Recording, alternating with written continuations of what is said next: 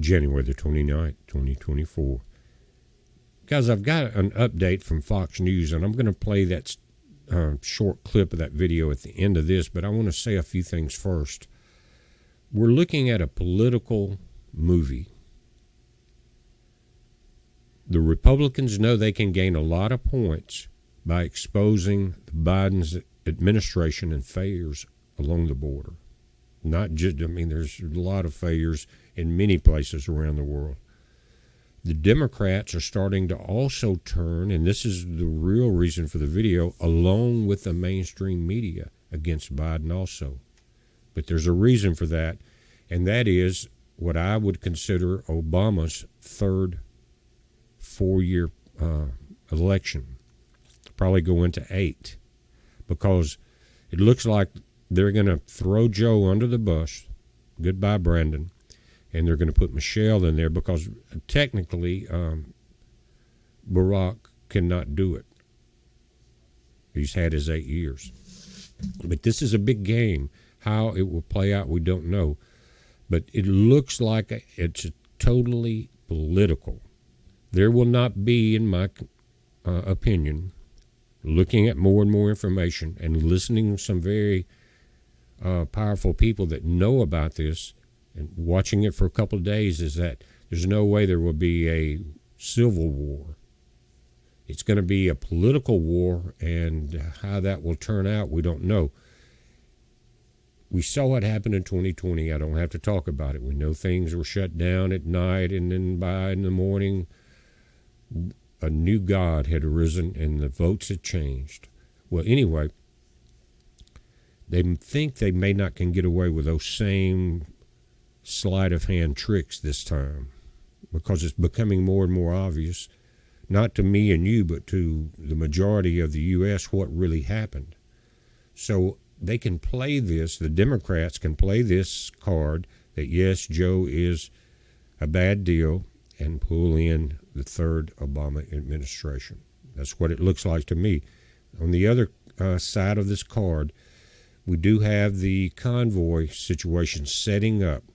But that looks to me to be really a non-event. I've looked at their maps. They're not coming anywhere close to the border. There's not 700,000 people.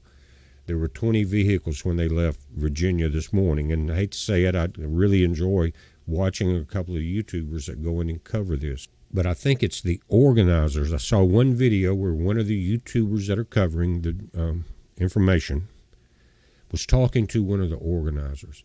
And it reminded me of complete control.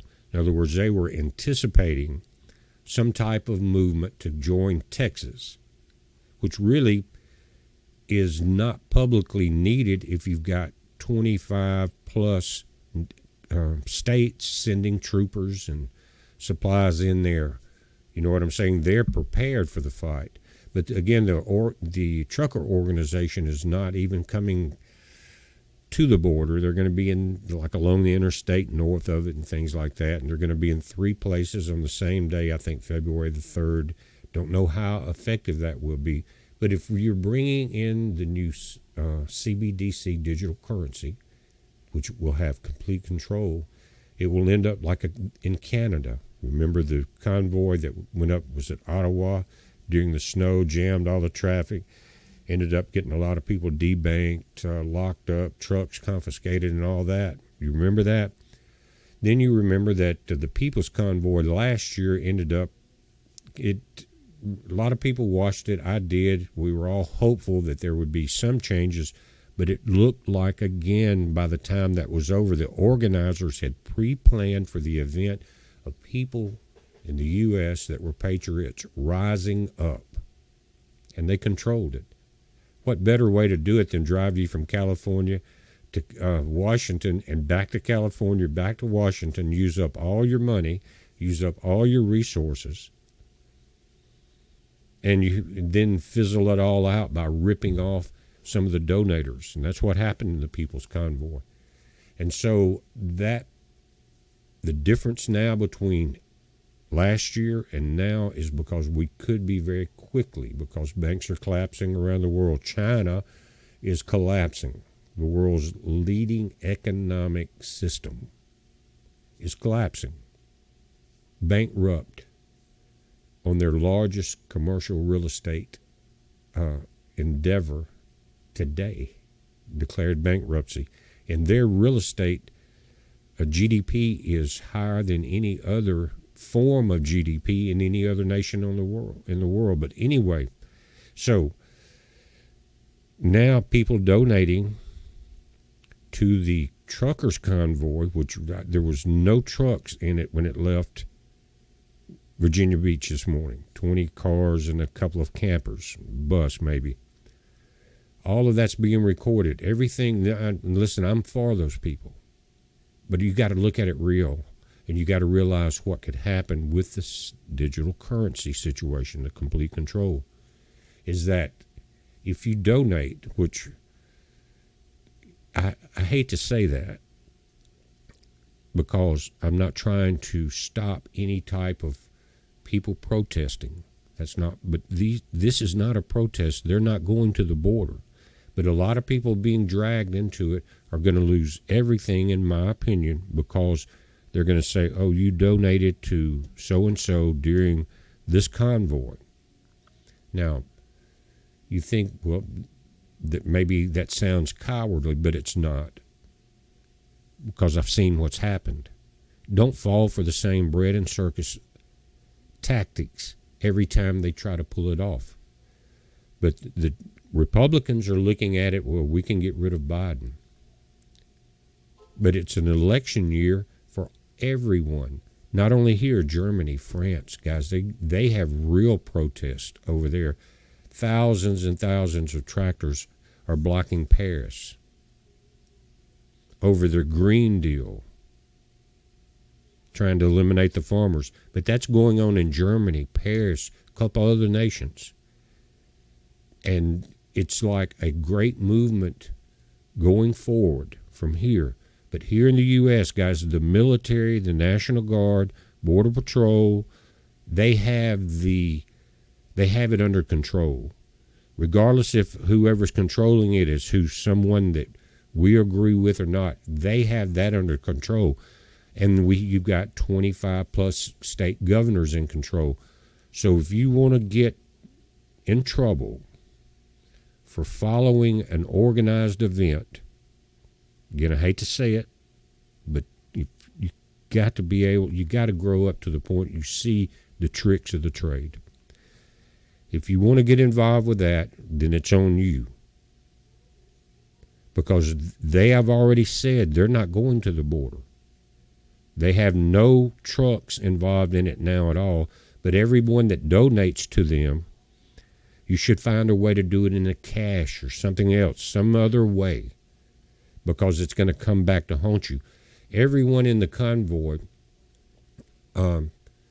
is not guilty of this. Most of them are not, but the organizers, I'm afraid, are saying, okay, let's take advantage of this situation, probably a government-controlled deal. Let's see who the patriots are that we hate. And some of the people in the convoy could be part of that problem, that they've been paid to be in place to something that will have no effect on the border, but will draw out patriots. Look at the website. They want patriots, mama bears, all the things that patriots talk about. They name them. This is who we want to be involved with. Guys, and it's everywhere. Why would that happen? Why is mainstream talking about what they call the convoy, the Army of God convoy on mainstream media? Why are they promoting it when they would promote nothing else? You hardly ever heard of the People's Convoy, right? I mean, a lot of us watched it, but it wasn't on mainstream media. Ted Cruz came in there, and then after he left, things went downhill really quick. But it's a big game being played. We got too many rhinos on the on the Republican side, and they're talking about impeaching Mayorkas. Well, the bad thing about that, and I'm going to play the update from Fox and the Border Patrol head of their union. They're saying, yes, the Republicans could bring about the impeachment of or the attempted impeachment of Mayorkas.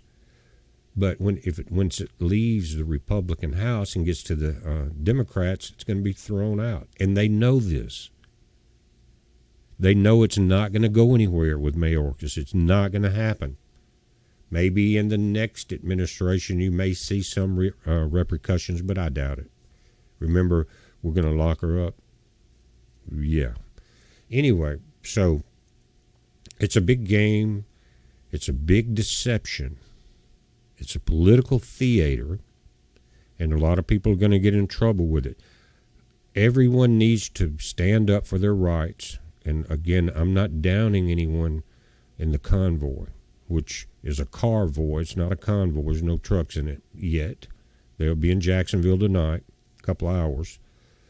But what I'm trying to do is warn people that are trying to be patriotic and heroic from walking into a trap. Let me play that video from Fox. It was just about an hour or so ago, guys. We're watching it. You watch it. It's a heads up. Be safe. House Republicans stepping up their efforts to hold the administration accountable for the chaos at our southern border. A House committee releasing 2 articles of impeachment against Homeland Security Secretary Alejandro Mayorkas over the weekend. Speaker Mike Johnson says he intends to hold a House-wide vote as soon as possible. Let's bring in Brandon Judd, National Border Patrol Council President. Brandon, it's good to see you. Here's what Mark Green, the chairman of the House Homeland Security Committee, said about forwarding these articles of impeachment. He said, having exhausted all other options to hold Secretary Mayorkas accountable, it is unmistakably clear that Congress must exercise its constitutional duty and impeach him. Green, Johnson believe that they've got the votes to pass this in the House. They might even be able to have a trial or at least put forward the articles of impeachment and then pass a trial off to the Senate where it will promptly die. And Mayorkas won't get impeached. The president won't fire him. So in your mind, what's the upshot of all of this? Is it worth it?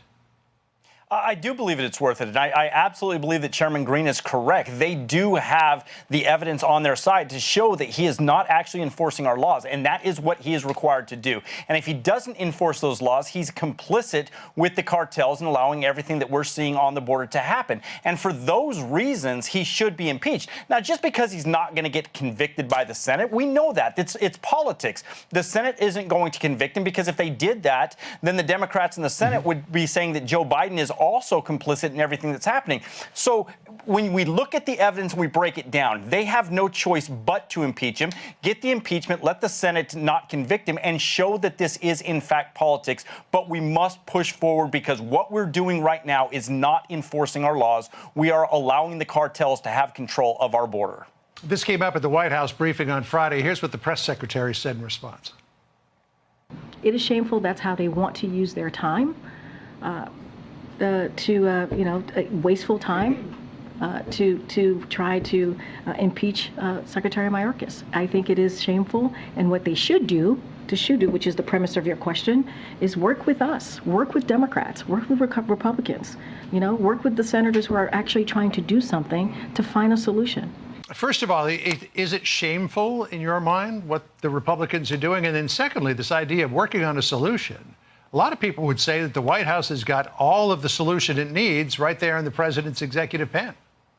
Yeah, so I'm so sick and tired of hearing her rhetoric. I am sick and tired of her not having that honest conversation with the American people, not giving them all the facts so that they can make informed decisions. It's not shameful. What our government is supposed to do is try to hold people accountable that aren't doing their job. And it is clear that this administration is not doing what is necessary on the border. And going to that point, I would love to see legislation. And I'm sure that what Langford and everybody is working on is going to be beneficial to the border. But let's be clear that we don't have to have legislation. This administration, through executive action, could do what is necessary to secure the border today if they wanted to. Yeah. They just don't want to because the political litmus doesn't allow them to do it. When we look at the Arab Americans and them potentially not showing up to vote, well, if he were to secure the border through executive action, then all of that base of support that wants open borders, they're not going to show up for elections. So he's between a rock and a hard place. He cannot do executive action. He wants Congress to do it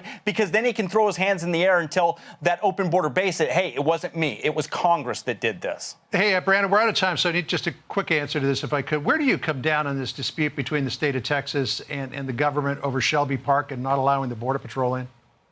Well, we're completely supportive of Governor Abbott. What he's doing has been able to allow us to deploy our resources to better locations. All right, great. Brandon Judd, always good to catch up with you. Thanks for starting us off this week on the border. Appreciate it. Thank you. I'm Steve Ducey.